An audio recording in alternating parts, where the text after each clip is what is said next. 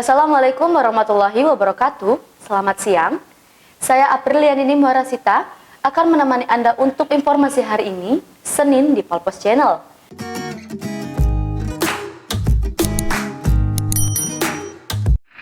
Warga Desa Kasmaran, Kecamatan Babatoman, Kabupaten Musi, Banyuasin mendadak ramai mendatangi Sungai Musi.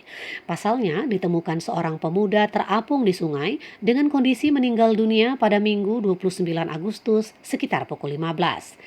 Belakangan diketahui identitas pria itu adalah Desta Saputra, 20 tahun, warga Dusun 2, Desa Kasmaran, Kecamatan Babatoman, Musi, Banyuasin.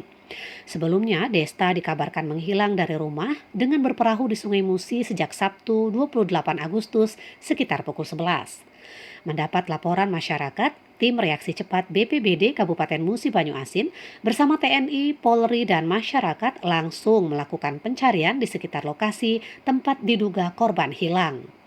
Hasil penyisiran tim gabungan, korban ditemukan dengan radius 5 km pada pukul 15 waktu Indonesia Barat. Kepala BPBD Musi Banyuasin, Joni Martohonang, melalui Komandan Tim SAR Aplikar mengatakan jasad korban sudah dievakuasi ke rumah duka untuk dimakamkan. Laporan Romi Rifano dari Kabupaten Musi Banyuasin untuk Anda.